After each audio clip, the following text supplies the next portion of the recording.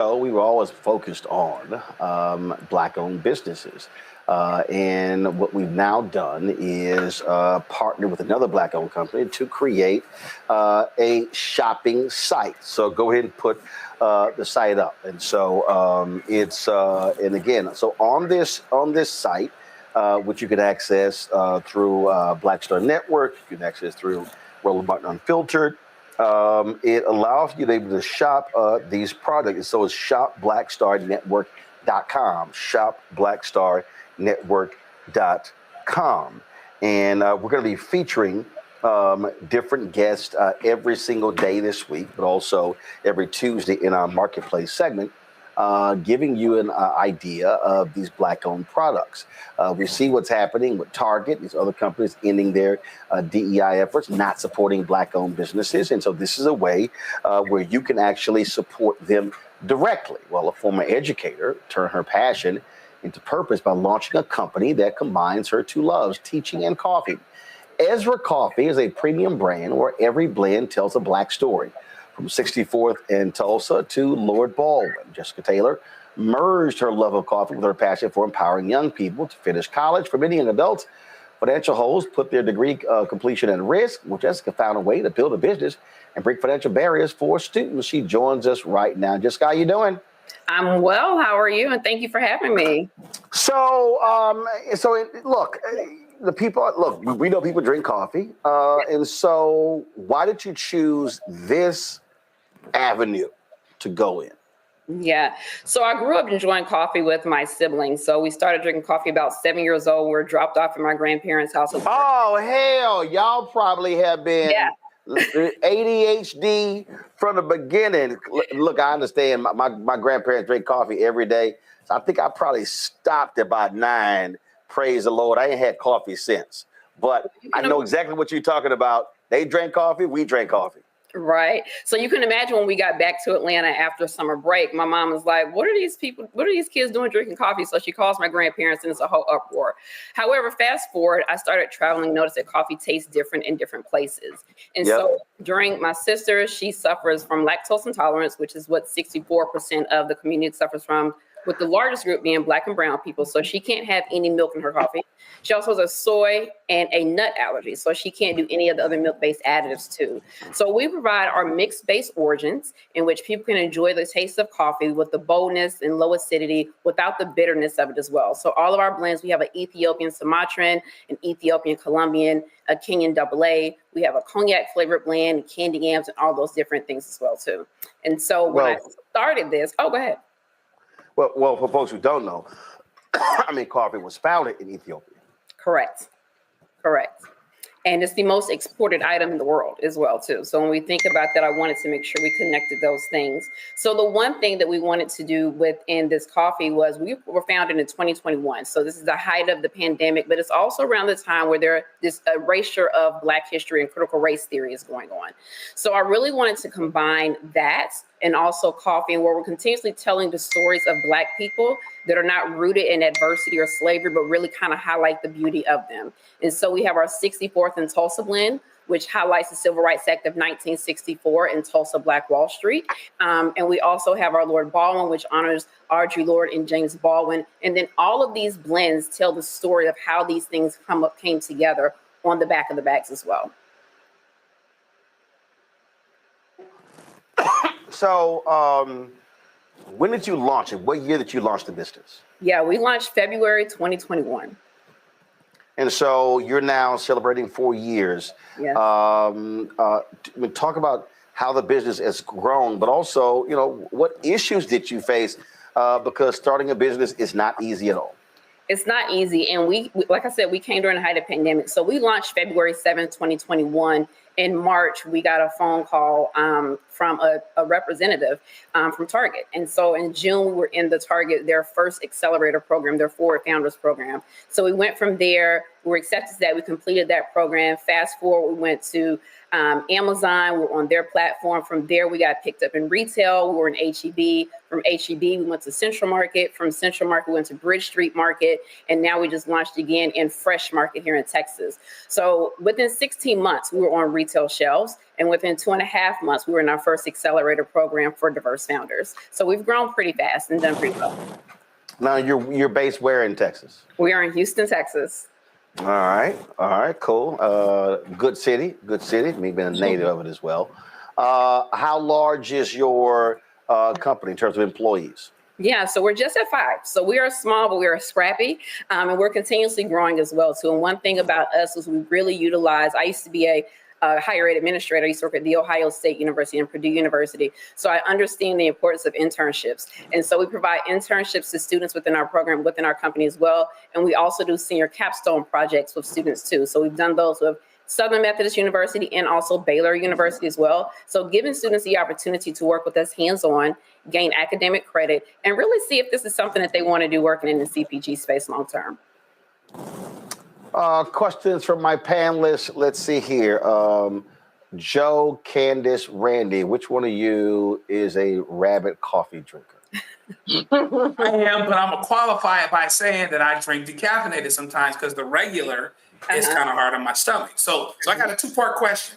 Okay. First of all, could your coffee be for me? You know, because I love the kids at Starbucks, but the coffee don't taste that good. Okay, that's thing one. And then here's my second question. Talk a little bit, looking at your website, you talk about your blends, but you also talk about your impact. And I really want you to share that because people need to understand that you're a company that is really looking and very serious about making your impact in the community, even as you sell coffee. Absolutely. So the first question, yes, you can drink our blends. I would say get a medium blend, and you can brew those at home. You can use them in a K-Cup. If you have a K-Cup machine, you can use them on your Mr. Coffee. You can brew them anywhere. I actually have a bag here. So you can brew them on any of your platforms, however you take your coffee, even in pour over. And if you want whole beans, we have that as well. You can grind those down for your espresso machines. And like I mentioned before, the stories, all of these blends are told on the back of the bags as well, too. So you mentioned our impact. So Ezra means he who helps in Hebrew. When I was thinking about a name, I wanted something significant, something biblical, but something that really spoke to the people. And I landed on Ezra. And so what we do is we use a portion of our proceeds to provide scholarships to students who have holes on their account that are preventing them from graduating. And so our scholarship opens every year on Juneteenth. And so we'll be opening again this year. And what we do is we pay off those holes on those students' accounts so they can return to school without leaving with student loan debt, graduating with a degree. And so I came with that because I used to be a lead reviewer for Bill and Melinda Gates. I used to do UNCF when I was with Toyota. Push Excel with Jesse Jackson. If it's a scholarship, 9 times out of 10, I've touched it. And there was a lot of scholarships that students were able to get to campus. They had tuition while they were in campus. Some even had books. But when you're working with first generation low income students, there are also ancillary fees that may come to their accounts or holes that are placed on their account that scholarships typically do not cover and the families are not able to cover. And so when you're looking at retention and attrition, you're seeing students leaving campus, not because they're homesick, not because they don't have good grades, but there's a hold on their account that's preventing them from graduating. And so what we do is pay off those holes so those students can actually leave and finish their degree. And so one of our students in 2022, she attended Howard University. Her parents lost their job during COVID. She was going into her senior year. She only owed $793. So if we did not cover that fee for her, she would have had to leave school, sit out for a year so that she can come back and take school the next semester. So we look to make a difference and allow our customers to be a part of that as well as we send out who they were able to support, what students are able to do. And so we've supported students at Howard University, Spelman College, Southern Alabama State, Miami University, Ohio, East Texas Baptist University as well, to name a few. Amazing. Thank you for that. Of course. Randy. First of all, congratulations. I just love that your brand has just put so much of you throughout it and what matters to you.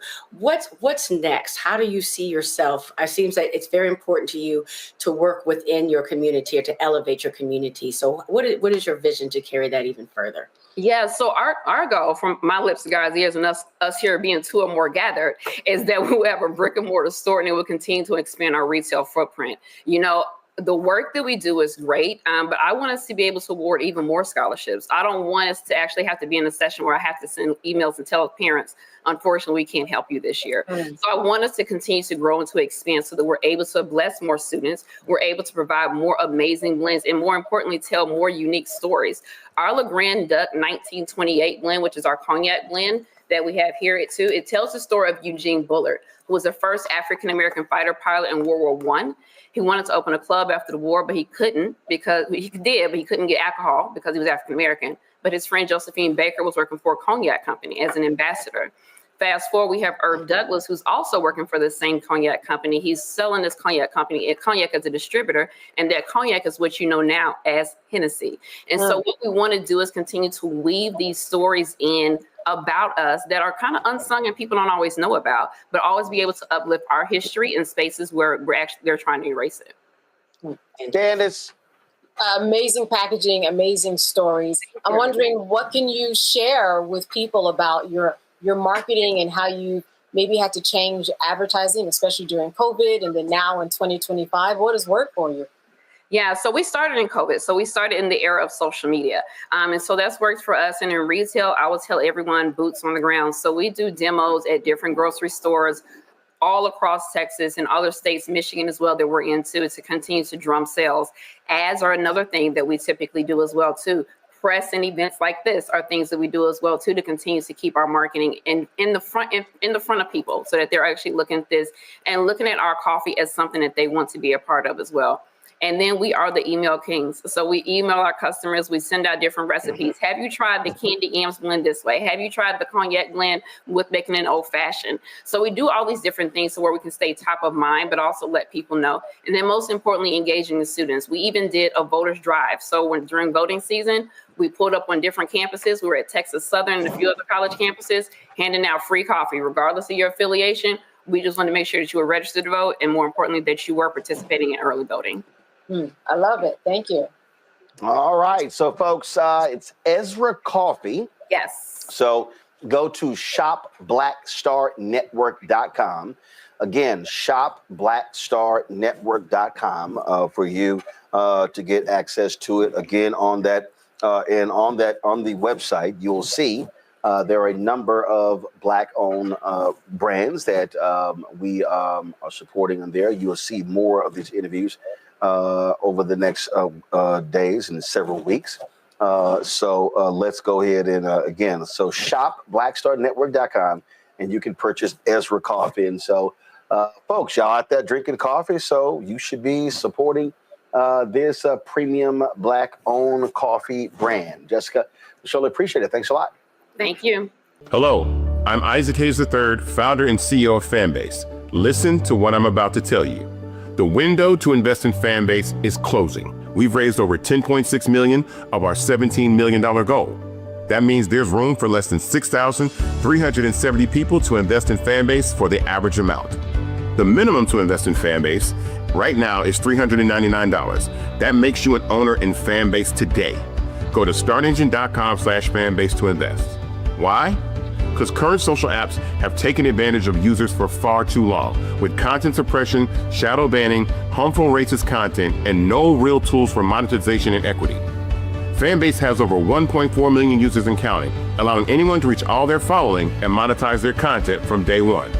Social media is the new TV, and whoever owns the apps that distribute that content have the opportunity to own potential billion-dollar companies. While big platforms with uncertain futures are failing to serve their users, Fanbase is stepping up to fill the gap. Don't wait until it's too late. Invest now, invest for yourself and your future. Go to startengine.com/fanbase and own the next generation of social media.